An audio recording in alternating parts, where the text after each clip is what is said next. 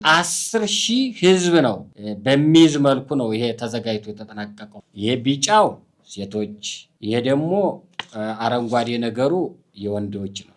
ከሐምሌ 27 እስከ 29 ድረስ ይህን መውሰጃ ነው። በ30 መጥተው መታወቂያቸውን የቀበሌ መኖሪያ መታወቂያቸውንና ይህንን እየያዙ ቦታቸውን ይረከባሉ ማለት ነው።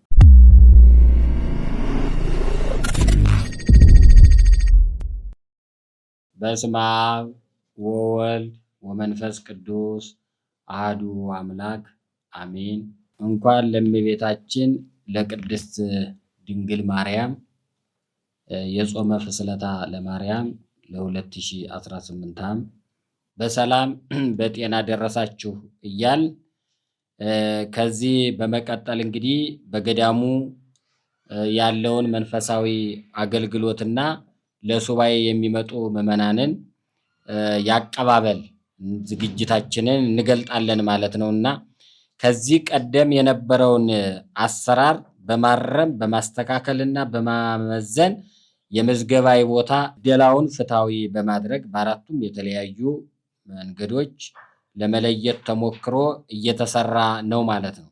ለምሳሌ በጾታ፣ በእድሜ፣ በጤና፣ በባህሪ በተለያዩ ለህዝብ የሚጠቅሙ የመጸዳጃ ቤቶች ጥገና ተከናውነው በዚህም 120 ሽንት ቤቶች ሲኖሩ 80 የሴቶች 40 ደግሞ የወንዶች ናቸው።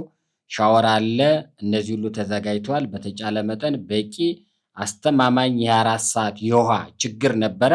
ውሃውን በደንብ በተጠና በተደራጀ መልክ ምንም አይነት የውሃ ችግር እንዳይኖር ገዳሙ ከሚመለከታቸው ጋራ ሰርቶ ተዘጋጅተናል። ግቢ ውስጥ በቤተ መቅደስ አካባቢ ያለውን የመስተንግዶ ችግር ለመቅረፍ በዘንድሮ ዓመት ማህበረ ካህናቱን፣ ሰንበት ትምህርት ቤቱን እንዲሁም ወጣት ማህበራትን በማቀናጀት የተሻለ ስራ ሰርተናል።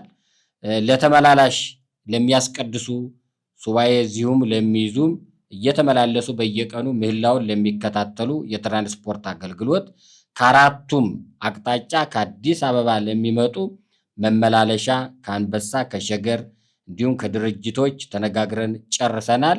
ልክ ሱባኤው እንደጀመረ እነዚህ ማመላለሻ አውቶቡሶች ስራቸውን ይጀምራሉ ማለት ነው።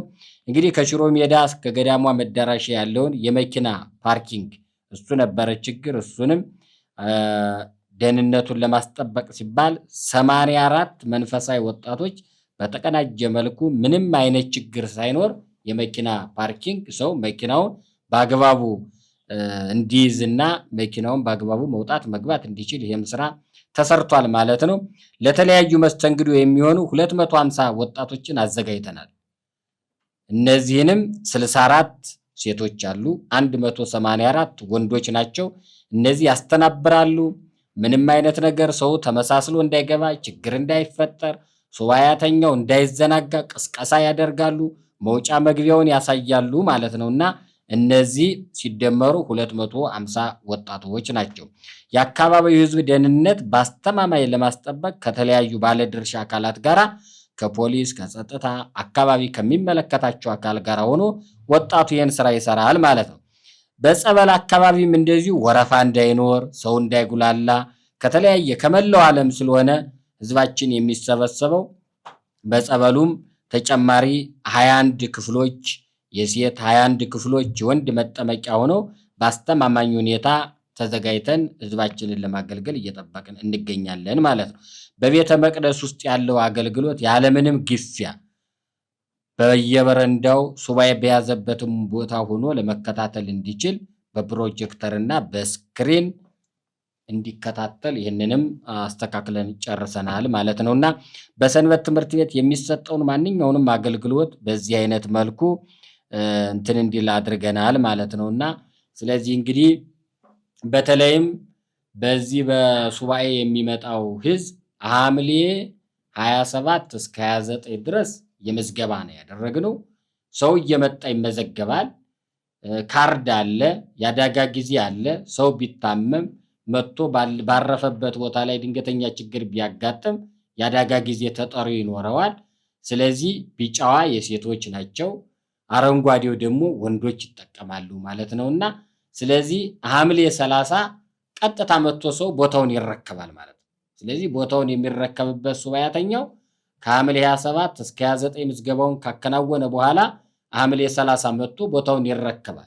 ይህንን ቦታ የሚረከበው ይሄ የተሰራው ህንፃ ለተአምር የእመቤታችንን እንግዲህ ድንቅ ስራ ኪዳነ ምሕረት ያደረገችውን ነገር መላው የዓለም ህዝብ ስለሚያውቅ አሁን እኛ በዚች ደቂቃ አስተዋውቀን የምንገልጠው ነገር አይደለም።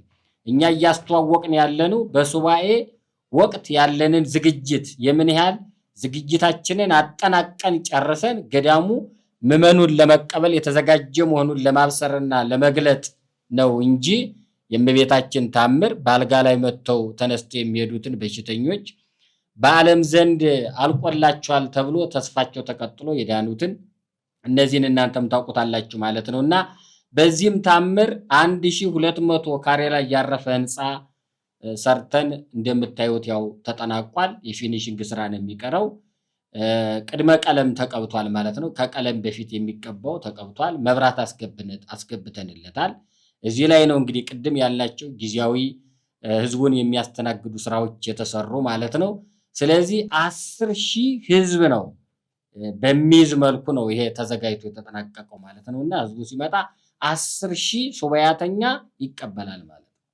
ስለዚህ ይህንን ህንፃ እንግዲህ እዚህ ደረጃ ላይ እየደረሰ ወጣችሁትም ታዩታላችሁ፣ ተመልከታችሁትም እናንተ ትሄዳላችሁ። ስለዚህ ይሄ ህንፃ በ6 ወሩ እዚህ ከደረሰ ሱባኤተኛው 10,000 በላይ ሰው ይይዛል ካል እዚሁ ገብቶ ሱባኤውንም ጨርሶ ተማጽኖ ለምኖ መቼም እዚህ ቦታ ላይ መጥቶ ጠይቁ የሄደ ሰው አያፍርም። እናንተም ታውቃላችሁ፣ ፈጣን መልስ የሚገኝበት ነው። ስለዚህ ይህንን ስራ አብሮ ህብረተሰቡ ከኛ ከምንናገረው ይልቅ እያየ አንዳንዴ ብዙ ሰዎች መጥተው ስራውን ያያሉ፣ ይገረማሉ፣ ይደነቃሉ። አንዳንዶቹ ቀን እናንተ ስትሰሩ ሌሊት የሚሰራው አለ ወይ ይላሉ።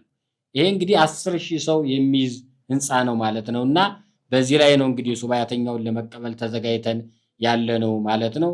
እንግዲህ ከሞላ ጎደል እነዚህን አሟልተናል፣ አስተካክለናል። ህብረተሰቡ እንዳይጉላላ ቻርጅ ማድረጊያ እንዳያጣ እስከ 400 የሚሆኑ ቻርጅ ማድረጊያዎችን አዘጋጅተናል።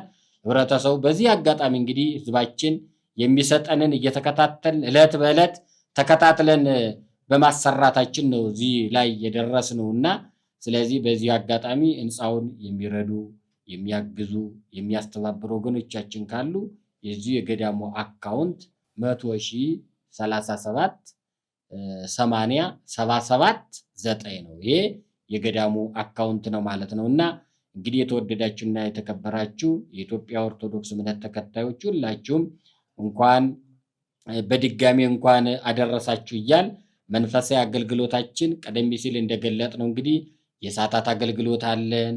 ከዛ በኋላ ጠዋት እስከ 12 ሰዓት ድረስ እነዚህ የሰዓታት አገልግሎት ይጠናቀቃል።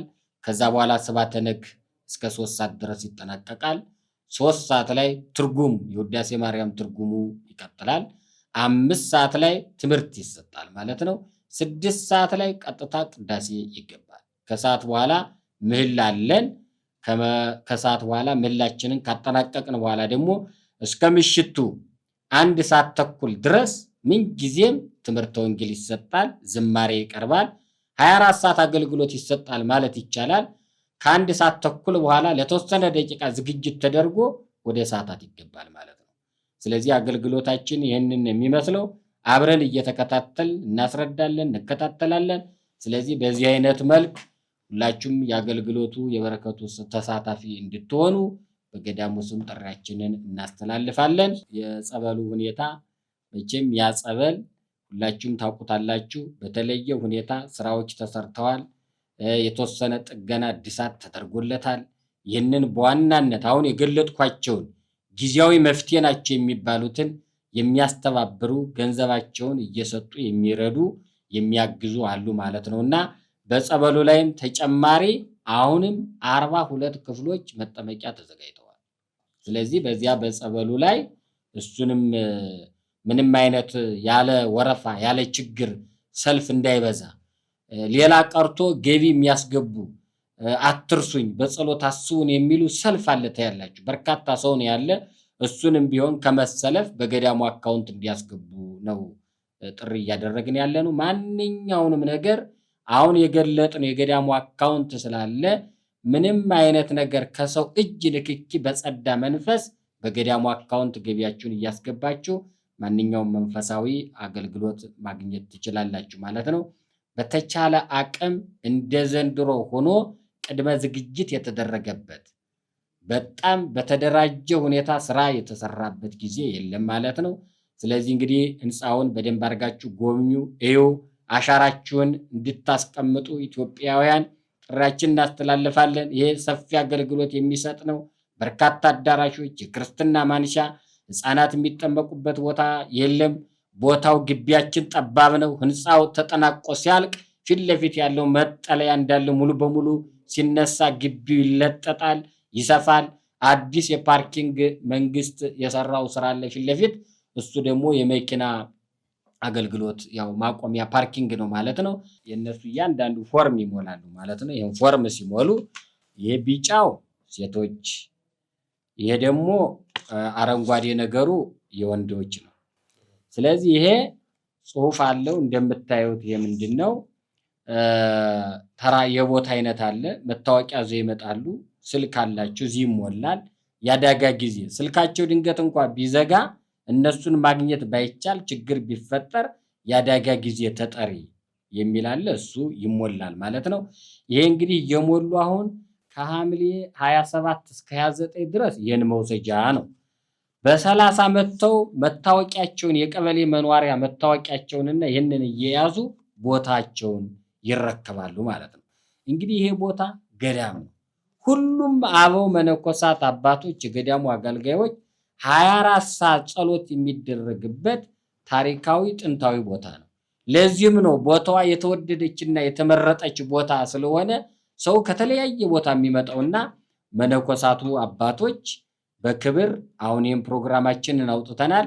የተሟላ አገልግሎት ለመስጠት አበው መነኮሳት አባቶች ተዘጋጅተው እየጠበቁ ነው ማለት ነው። እንግዲህ ያለንን ቅድመ ሁኔታ ይህንን ይመስላል። በተቻለ መጠን አስፈላጊውን ሁሉ ነገር አሟልተን እየጠበቅን ነው ማለት ነው። ምዕመናን ወደዚች ታሪካዊትና ጥንታዊት ገዳም ለሱባኤ በሚመጡበት ጊዜ መደረግ ያለበት በተለይም ጥንቃቄ መደረግ ያለበት ይህንን የሚያስረዱ የሚያስገነዝቡ መለዮ ያላቸው የተለየ ልብስ የሚለብሱ ወጣቶች አሉ። ከዚያ አለፍ ሲሉ ደግሞ አበው መነኮሳት አባቶች አሉ። መጠየቅና መረዳት ካስመሳዮችና ተመሳስለው ከሚገቡ ሰዎች ራስን መጠበቅና መከላከል ያስፈልጋል። ሌላው በዋናነት የሚጠቀሰው ማንነቱን የሚገልጥ መታወቂያ። ይህንን ማንነቱን የሚገልጥ መታወቂያ ይዘው እየመጡ ነው ፎርም የሚሞሉት። ለምሳሌ የአደጋ ጊዜ ተጠሪ ከተባለ የቅርብ ቤተሰብ ማድረግ አለበት። እዚህ የሚመጡ የታመሙ ሰዎች ሱባኤ ይይዛሉ፣ ሽማግሌዎች ይመጣሉ፣ አረጋውያን ይመጣሉ፣ ህፃናት ይዘው የሚመጡ አሉ፣ በውጭ ሀገር የሚመጡ አሉ፣ በሀገር ውስጥ በክፍለ ሀገር ከተለያየ አቅጣጫ ስለሚመጡ ለእኛ ማስረጃቸው አስፈላጊ ስለሆነ ፋይዳ የቀበሌ መታወቂያ ይህንን ይዞ መጥቶ የግዴታ ስለሆነ ይህንን ይዛችሁልን እንድትመጡ አደራ በማለት ጥሪያችንን እናስተላልፋለን። ስለዚህ በሁሉም መንገድ የተቀናጀ ስራ እየተሰራ ነው ያለውና እንግዲህ በክብር በሰላም በደስታ በፍቅር ወደ ገዳማችን እንድትመጡ ተዘጋጅተን እየጠበቅን ነው ማለት ነው። የእግዚአብሔር ሰላም ከሁላችን ጋር ይሁን። እግዚአብሔር እንግዲህ የጀመርነውን ጅማሬ ለፍጻሜ ያብቃልን።